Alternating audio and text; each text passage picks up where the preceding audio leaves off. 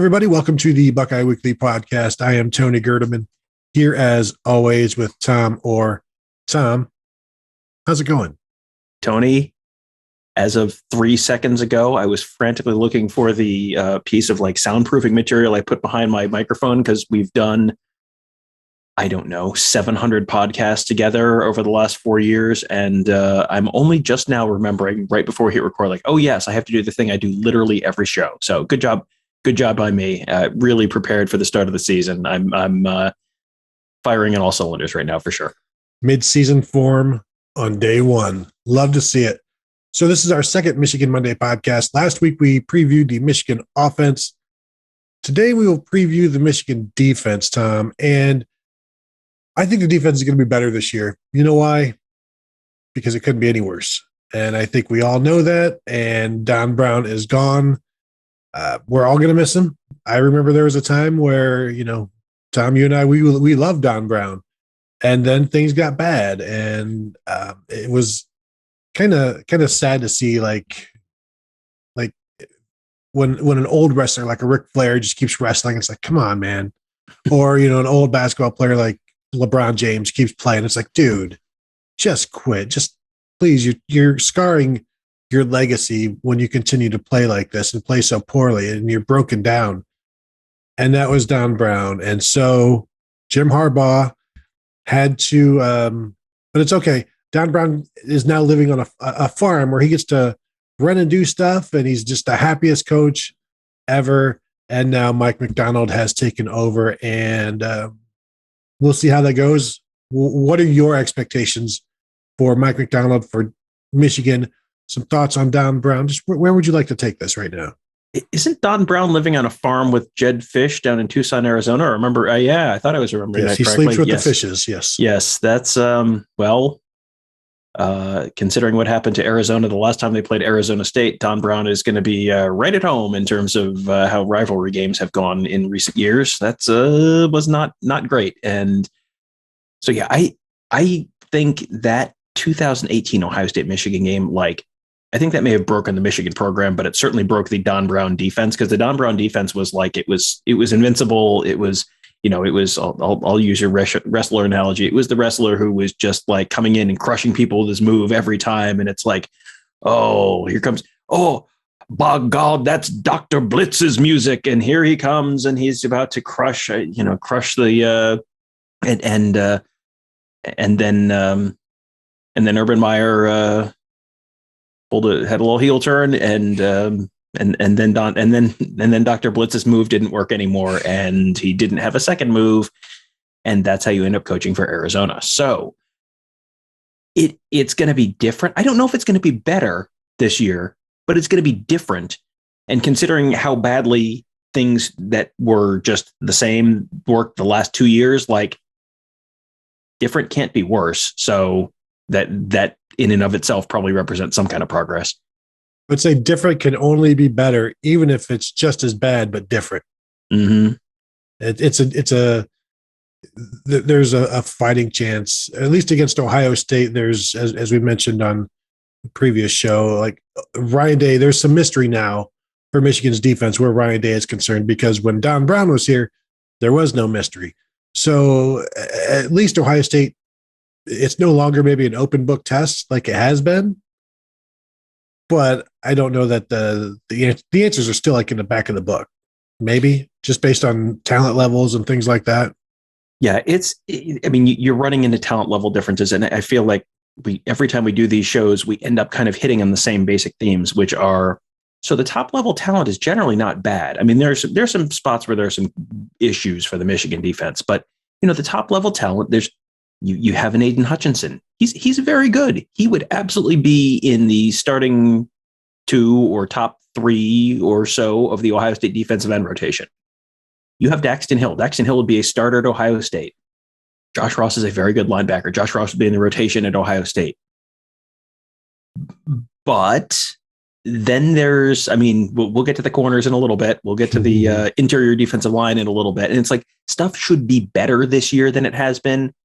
But it's, better does not actually mean the problems have been solved. It just means the problems may be not as bad as they have been in the past, but you sort of see the same it's like, well, this is a new dam. It's like, well, but I see the same design flaw that led to the last one collapsing and, flooding Johnstown, Pennsylvania. So, is it fixed? No. Is it better? Maybe. Is it different? Yes. That right there, 2 out of those 3 categories were semi-positive. So the average is right where you need it. Let's start with this defensive line, Tom. Well, first, let's start with what even is this defense going to be looking like? Because you read what the beat writers and things like that are writing, and it's going to be a 3-4, but sometimes it'll be a 4-man front, and they're going to have defensive ends standing up. Aiden Hutchinson like being an outside linebacker at times, and Taylor Upshaw being an outside linebacker at times. These are guys who are former defensive ends, still probably actually defensive ends. So it's going to be like a really big front, but also seems to me not exactly a fast front. And we are moving towards we are in an era where you need faster defenses rather than slower defense. And I understand that Michigan has to field what they have. And I think they'll eventually move to a smaller lineup as the years go on. But I see it's a 3-4, but really it's almost like a 5-2 just based on the sizes of the guys. And so that may help the running game, but I still think there's stuff you can do outside. There's the whole passing issue that we'll get to. But I think it's one level of talent, and the depth isn't there. You look at the depth charts and it's sort of the options, and there's just never enough depth to get this defense where it needs to be. They tire out, and they've got some guys. They've got some top 100 guys. Chris Hinton, I think Mazzie Smith, another defensive tackle. These guys are all highly recruited. Haven't really done much yet, even in their time of starting. And so I'm of the opinion in the past, Aiden Hutchinson probably could have been a better 3 technique than defensive end. And now you're moving him out even further and asking him to do some stuff that I don't know that he can do. Yeah. And you're running into, I think that's a microcosm of what might be the bigger problem here, which is, Mike Macdonald, new defensive coordinator, comes in, and it's like he knows what he wants to do, and Jim Harbaugh knows what Mike Macdonald wants to do because he used to work for Mike Macdonald's brother, or for Jim Harbaugh's brother. So, but you haven't been recruiting to this system. Like, it's a new system, which is great. You haven't been recruiting to this system in the previous 4 years. This is just you're playing with the guys you got. You're not throwing a bunch of true freshmen out there. I mean, you can't do that. And I don't know how many high schools and prep schools in the greater Massachusetts area run this type of defense, but I can't assume that these guys are really prepared for this brand new defense, because I'm not going to explain the joke. You get the joke. You have the first year of transition is always a little rough. It's always a little rocky because you don't, when you bring in a new head coach and he wants to run a different style of offense, like, you have players who were brought in for the last style of offense. So now they're not ideally suited to this. So it's like, there's the question, are you fitting the scheme to the players? Are you fitting the players to the scheme? There's that like weird transition year. This is kind of that weird transition year for Michigan, because I don't think they have what they ultimately would like to do with the defense.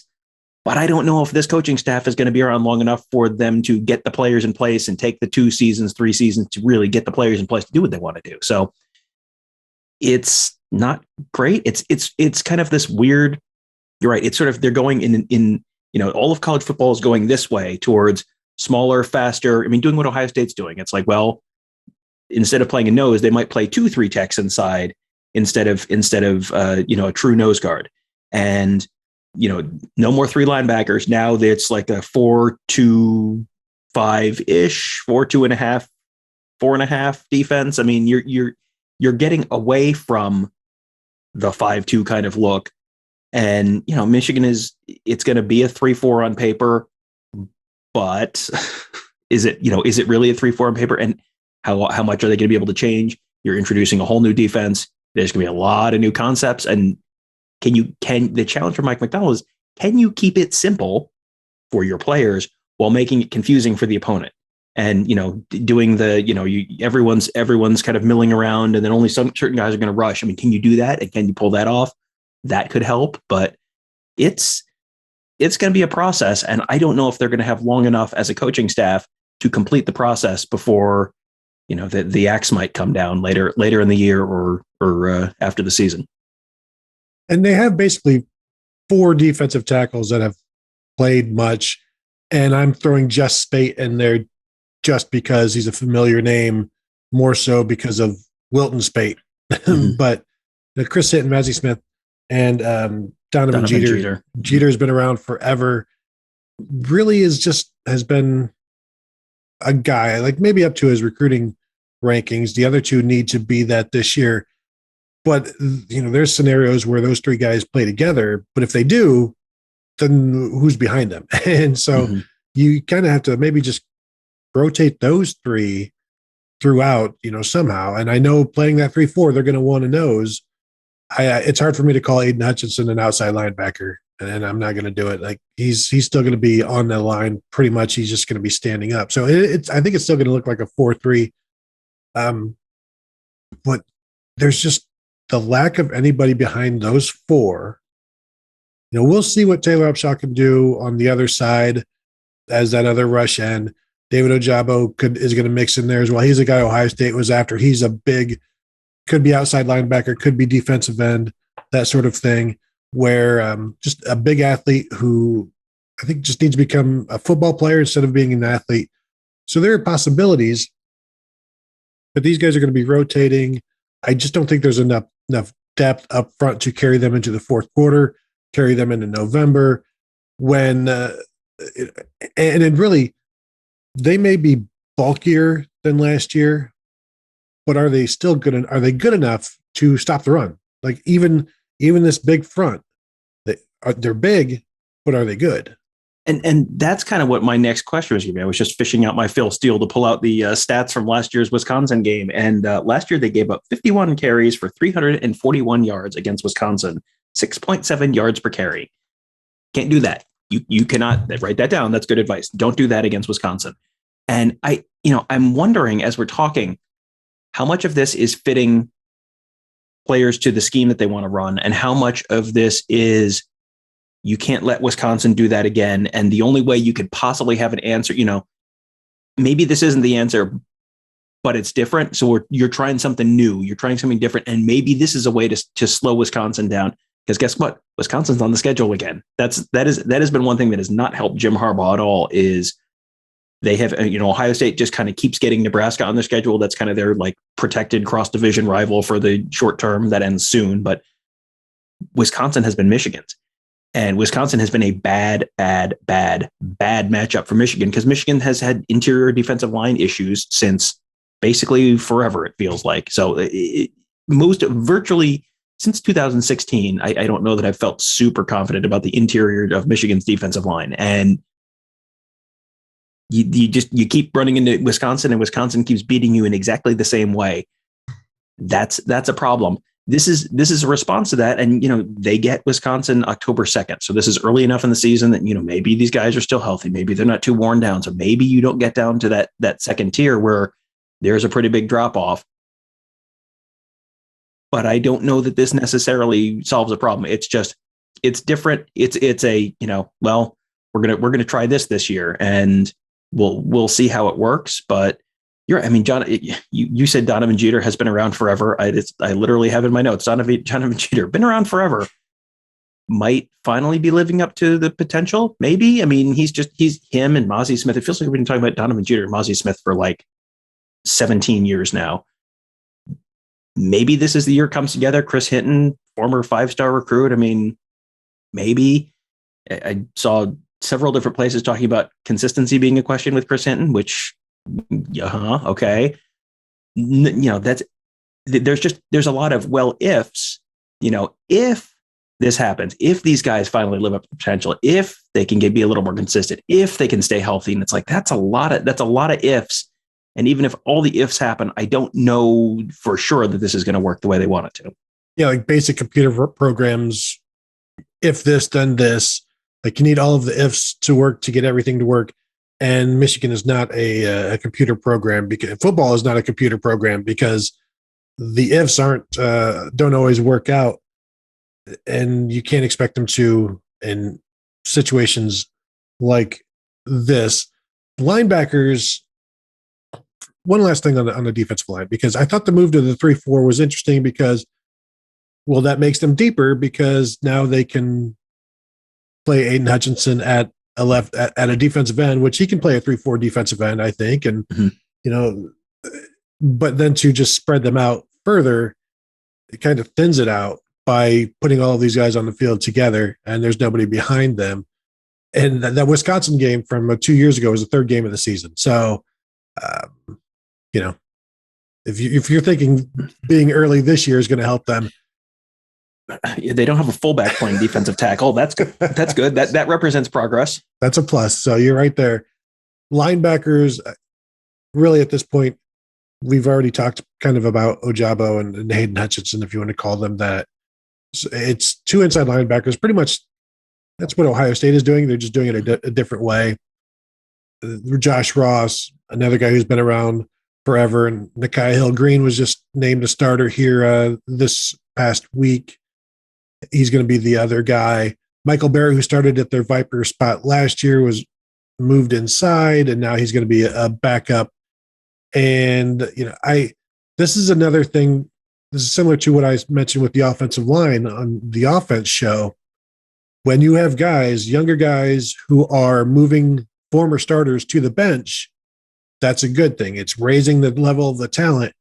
And I think that's what they've done with Nikhai Hill-Green, who is, had a great camp. The reporters have been talking that this was coming for a while, just based on what they were hearing. And I don't know that they get to see anything, but so having him, and Ross has been around long enough. He is what he is, but he at least knows, should be able to pick up this defense, because he's been around for a long time. He understands the game, understands football. And you would assume the people teaching it can get them up to speed. So those two, I don't have any, it seems strange, I don't have any terrible things to say about him. Ross he's fine. Don't know enough about Hill-Green at this point. I haven't seen him. At this point, I can only be optimistic about him, because I've been given no reason to be pessimistic about it. And usually, I think everybody on this defense almost has given us reasons at some point to be pessimistic. So I can only be optimistic right now about the inside linebackers. It feels a little bit like we're running a little bit of a scientific experiment here, where what Michael Barrett is. He was the Viper last year, fourth leading tackler on the team. He's like your control group. So you know what you have there. So therefore, if Nikhai Hill-Green has beaten him for the position, and it's been kind of trending that way for a while, so maybe he's beaten him fairly clearly for that position. Josh Ross was a leading tackler last year. Like, okay, this you might really have something here. This might be a significant area for improvement for them. So that's encouraging. Will Michael Barrett stick around? I mean, if he was a Viper and then kind of got shoved to a different position because the position, his old position's like, well, now that position isn't really a position anymore. That's, that's a tough spot to be in. But yeah, I think if you can take a starting spot away from a guy who was a starter last year, even if it was in a slightly different role, that's a good sign. That's something that Michigan fans can feel pretty good about. You run again into the depth question here, where, okay, you got those two, and you figure Barrett is a solid third there, and then you get into the and then what again, and it's like, there's names, but they're not veteran names. They're not names that you're hearing like incredible stuff out of camp about. Think about Ohio State and the linebackers you're hearing from Ohio State. You're hearing great stuff about Roger Mitchell. Roger Mitchell's named a captain. You're hearing great stuff about Cody Simon. You're hearing great stuff about Tommy Eichenberg. Dallas Gann is a proven veteran there. And you get through, and even the guys behind them, you're hearing positive things about.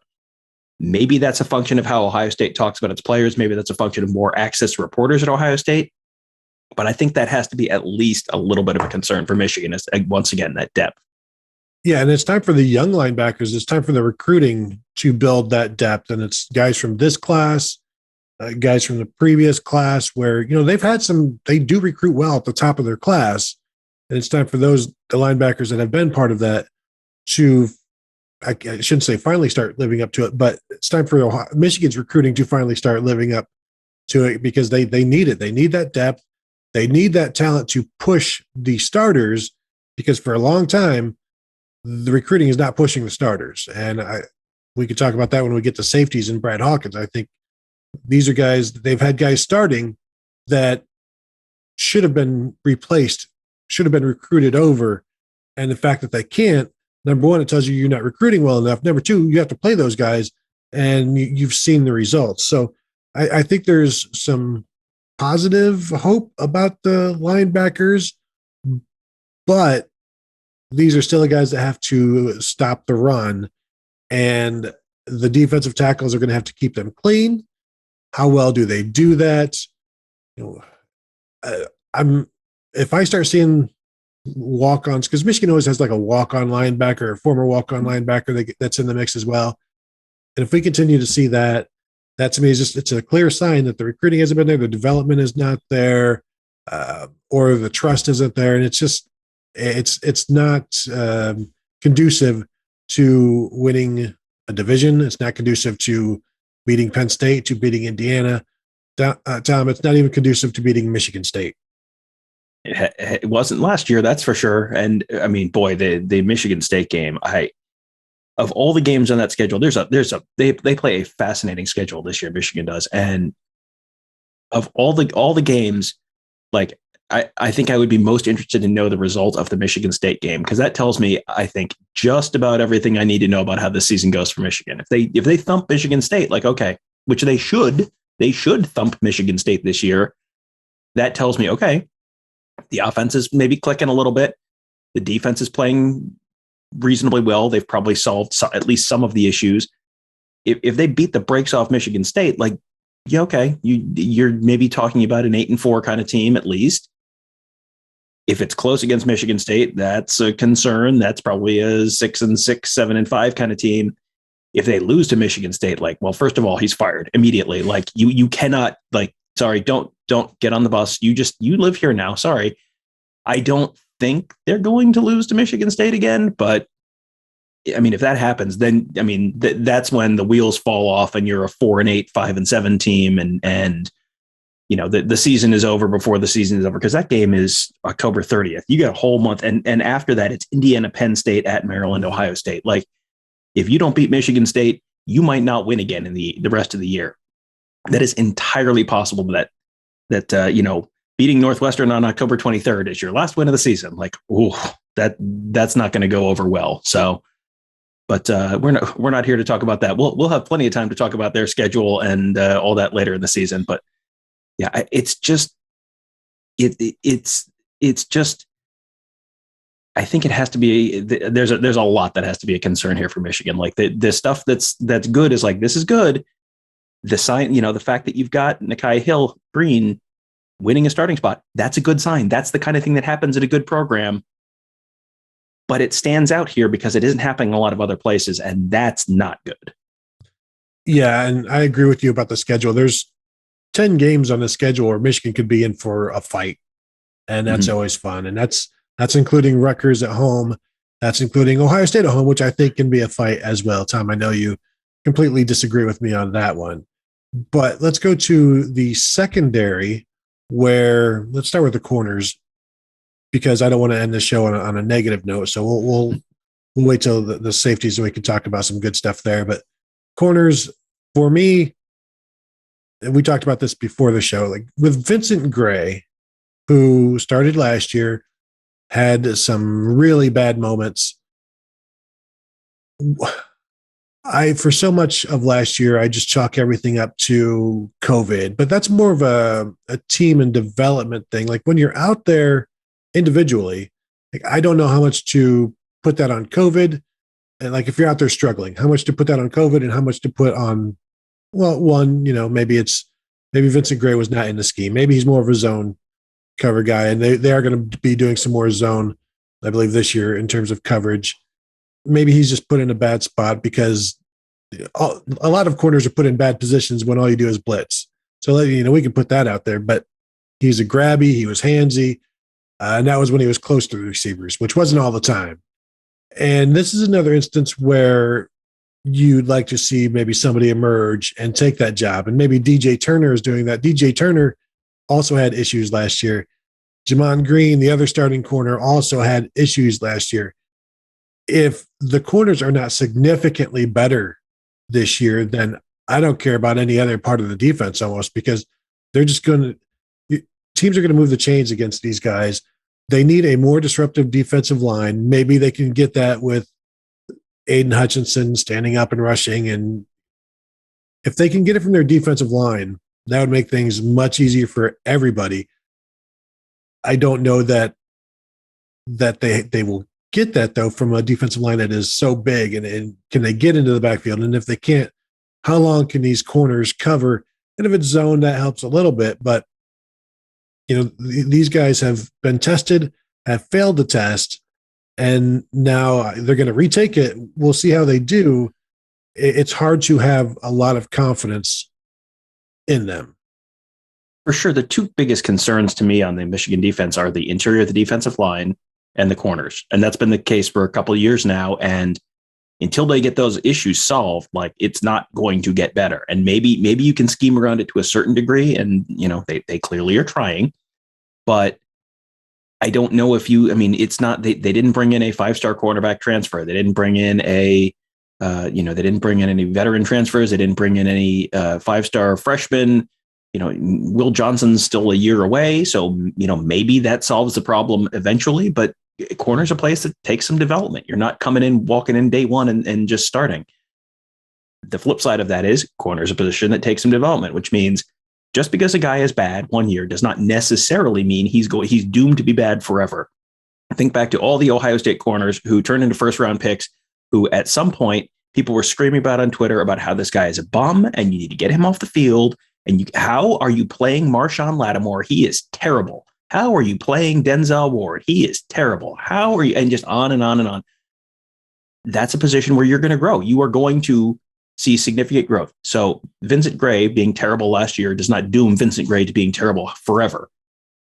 However, the camp reports this year have not been, wow, Vincent Gray has taken an enormous step. This is, crazy, crazy growth. It's, yeah, DJ Turner and Vincent Gray are kind of, battling for the second corner spot.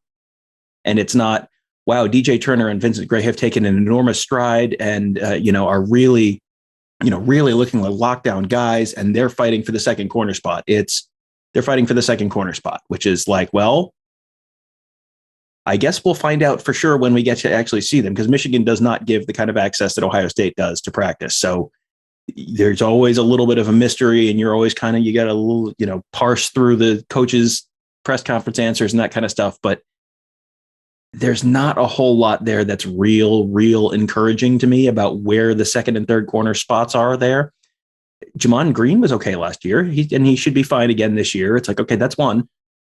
And we'll get to Dax Hill in a minute, and maybe Dax Hill can be your Swiss Army knife and solve one of the other problems. But, then you're in if you have two guys who maybe can kind of cover, okay, then you get to the 2018, I call it the Brandon Watson problem, where you've got two guys, you got two good corners, and you can cover Ohio State's two best receivers. Well, Ohio State plays three receivers, and they're all pretty good. And then sometimes Brandon Watson is covering one of them, and then you see a lot of the back of Brandon Watson's jersey chasing someone downfield.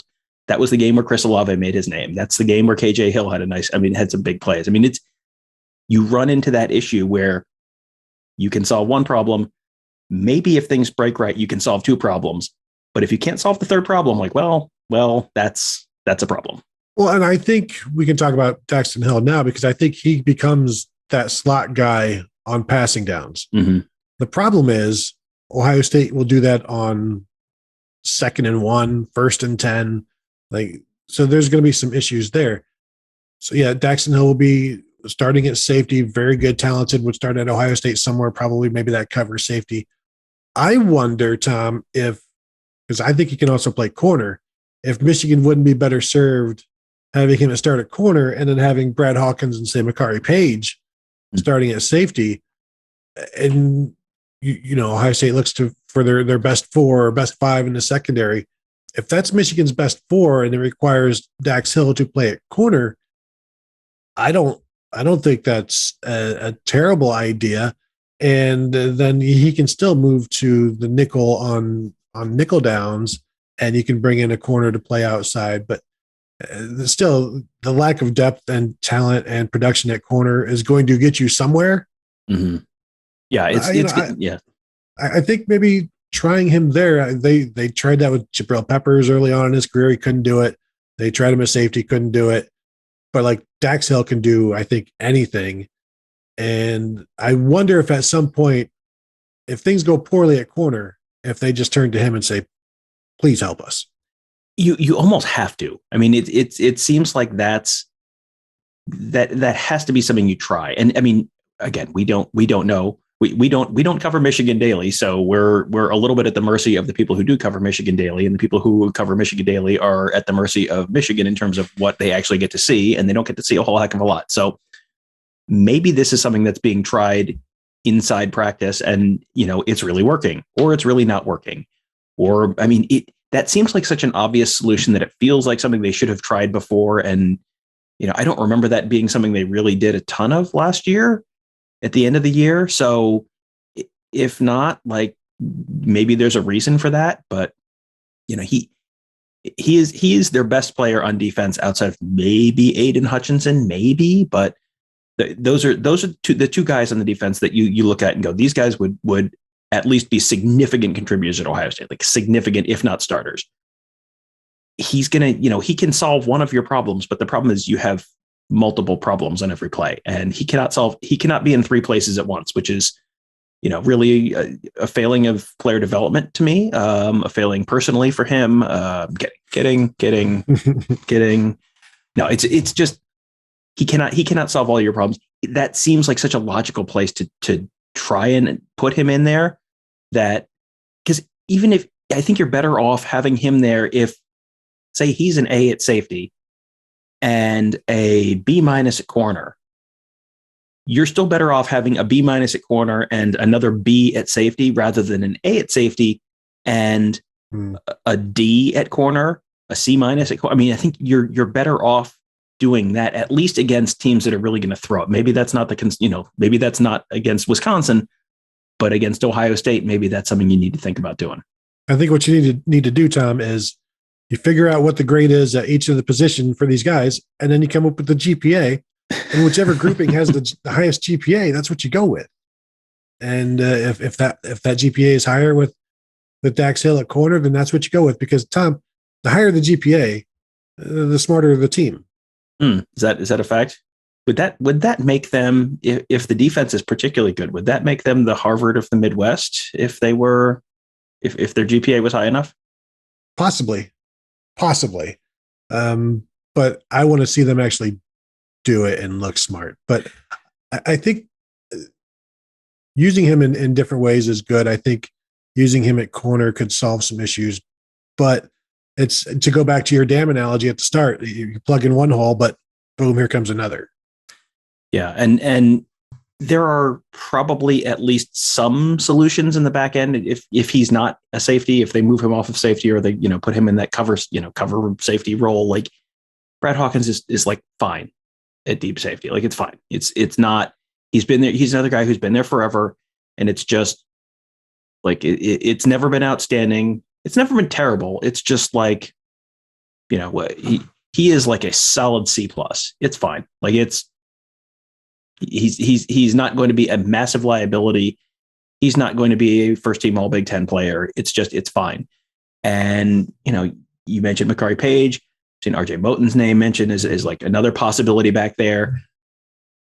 Sure. I mean, give it a try. It is a little concerning to me that no one has passed him. You have not had the Nikai Hill Green of the safety room. It's just the same guy, and he's fine, but no one has passed him. He seems like he's pretty clearly, he's not someone who's getting discussed as someone who's in a fight for his job.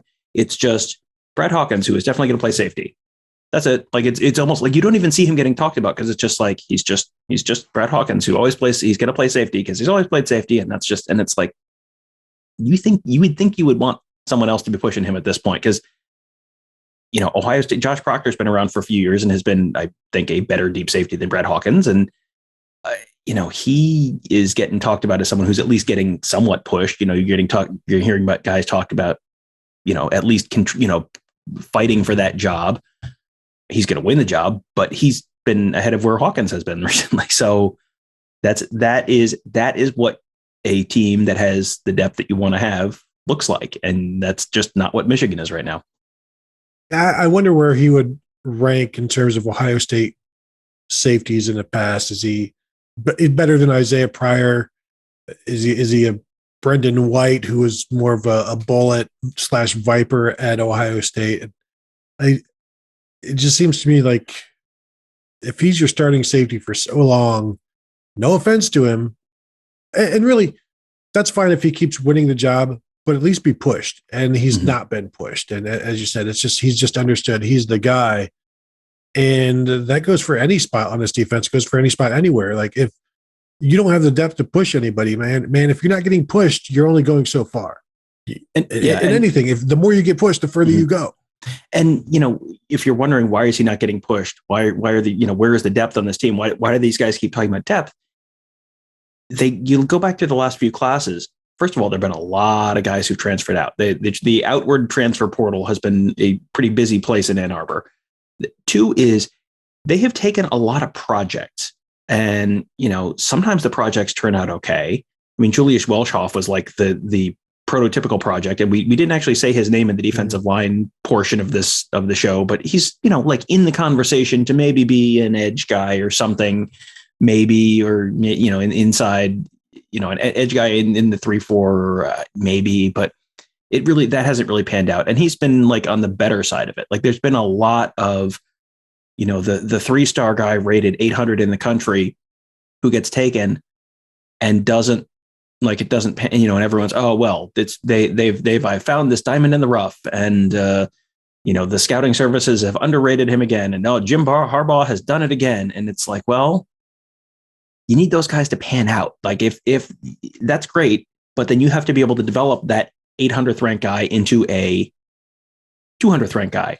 You have to be able to turn your Pat Elflein into a Pat Elflein. You have to be able to turn your Devon Hamilton into a Devon Hamilton.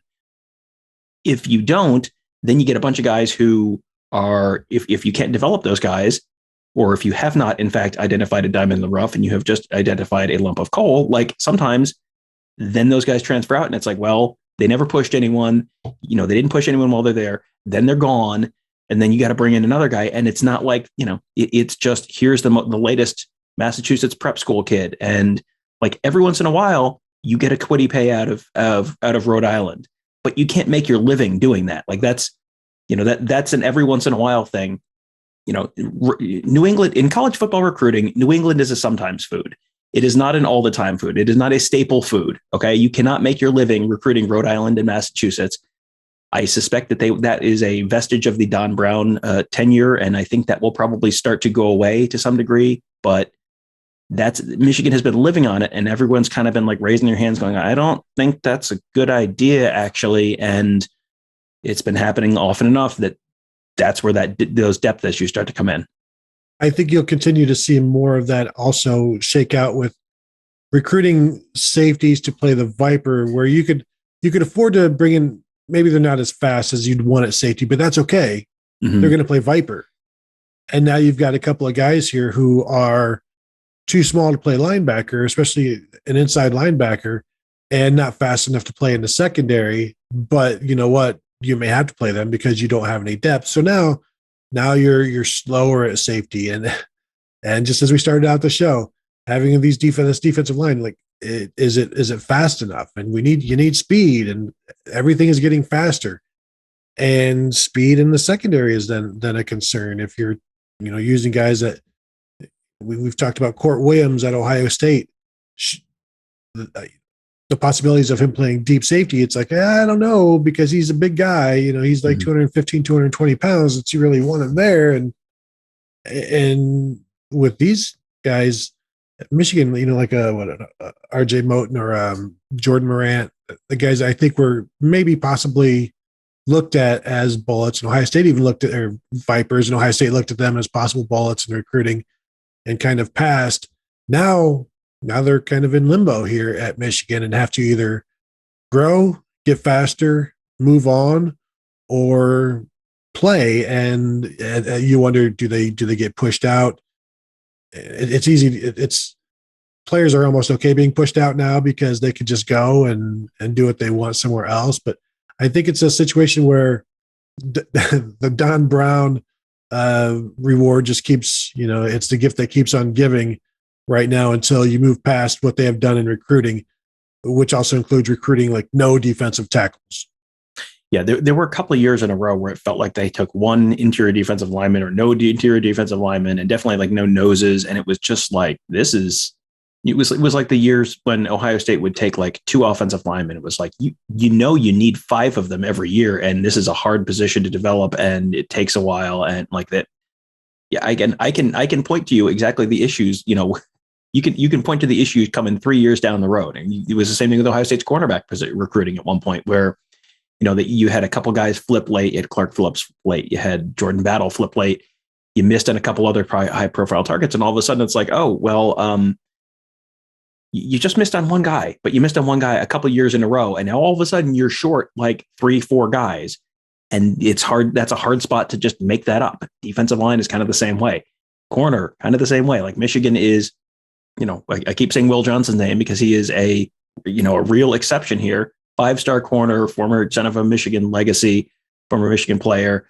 That's the kind of guy they have not had nearly enough of. I mean, I feel like, but David Long left after 2018, and I don't remember, right? 2018 was his last year, if I remember right. And it feels like they have not had another guy who was like, say what you will about the rest of the defense, but that side of the field is like, he's got it. It's fine. They have not had nearly enough of those guys. And this year it's just like, well, maybe this one guy will be okay. And then, well, maybe the other guys will get better and be enough, okay enough. And again, we talked about the ifs earlier. Now you're stacking maybes on top of each other. And that is just not a good path to a big successful season. Just off the top of my head, I'm thinking the last 2 corners taken in the first round for Michigan are Leon Hall and Marlon Jackson. So wasn't Marlon Jackson a safety? Well, he moved back and forth. So yeah. I'm trying to give them credit. Ambry Thomas was a 3rd rounder, I believe. So that's okay. That's something. And he was a guy that, he developed well, and they have certainly missed him though. And they need to develop others. Vincent Gray was a guy who looked good early on. And then last year was just what has gone wrong. And so secondary needs to tighten it up. Linebackers, optimistic in the fact that they haven't ruined anything yet. And they've been okay at linebacker. Cam McGrone had his moments and sometimes was really, really good. So I think it's okay to be optimistic there. Defensive line is about depth. Can they create havoc? Because you can't just occupying blockers isn't going to be enough, because you've got to get to the quarterback in order to help out your secondary. That's where the pass rush, that's where the pass defense starts. It's up front. Anything else, Tom, with this defense before we call it a day? Do we have to talk about Brad Robbins? Feels like we should at least mention Brad Robbins, punter. I'm glad that solid, just Will Hart put it in the end zone too much for me. It was very, very irritating, and it did not help the defense at all. They could have, compared to what Drew Chrisman would do, especially a couple of years into his career, he was outstanding at pinning. Will Hart, just so many touchbacks, and it's infuriating when you have a defense that can blitz and can move the ball backwards. And if you could just put them at the 3-yard line, now you're talking about a possible safety. Now you're flipping the field. Instead, you put it in the end zone. They get it at the 20, and things just completely change. So Brad Robbins, get some fair catches, keep the ball out of the end zone. I think you're going to be okay. Yeah, and he was good last year. He should be good this year. I mean, I think when we did our Tale of the Tape show earlier in the year, we may have awarded special teams to Michigan based on, the kicking was not great last year, but maybe you get a bounce back year out of Moody. But Robbins was like good, consistent last year, that's really all you're looking for. And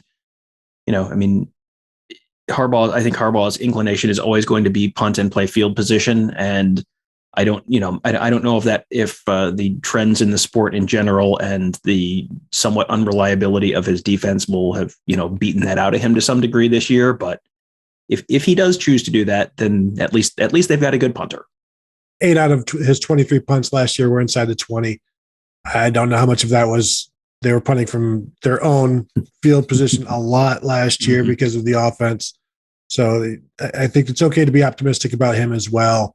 And just help your defense out and also help your punter out by moving the ball to at least your own 40. Give them something to work with. Because if you can at least get to your own 40, now you're playing some winning football, even if you end up punting. Because as we know, Tom, as Jim Tressel used to say it, and yes, the punt is the most important play in football, but as long as you end every drive in a kick, some sort of a kick, you're kind of ahead of the game. The Rockettes say the same thing. So basically the same thing. Yep, good. What a timely reference, Tom. Christmas is coming, Tony. Christmas is coming. All right. Anything else before we get out of here? I sure hope not. All right. That will do it for today's episode of Michigan Monday. So on the next episode of Michigan Monday, are we talking about Western Michigan? Actual football game. A 42-17 win over Western Michigan. That feels shockingly accurate. I mean, I was going to say like 38 to 20, 38 to 14. I mean, right about there. And, enough of a win that it's a good solid win and then you're not sweating it out in the fourth quarter, but not quite enough that everyone's feeling great. Like it'll be, I think, a little bit of like, well, that's okay. That was all right. They're 1-0, but Michigan fans still not feeling particularly great about how things are stacking up for the fall. The over-under on Hassan Haskins rushing yards is 126.5. Is that the line that you're setting? Or yes, no, yeah, totally. That's me. Okay. I was going to say, because I would take the under if that was a thing that was offered for money. He's so I guess I'll take. That. You think he's going over that 126.5? Okay, well, I guess we'll find out together on Saturday. Can't wait. I can't wait. I am looking forward to it. So thank you all for listening. Thank you for watching. A reminder to check out BuckeyeScoop.com. If you're not yet a member, feel free to become one, even if you're a Michigan fan, especially if you're a Michigan fan. Come engage with the Ohio State fans on our Ask the Insiders message board, where everything will be totally friendly and with respect. Also, you can check us out on youtube.com/BuckeyeScoop for videos like this, all of our podcasts, all of the interviews, coaches, players, highlights from high school games, all sorts of stuff like that. So thank you all for watching and listening, and we will talk to you later.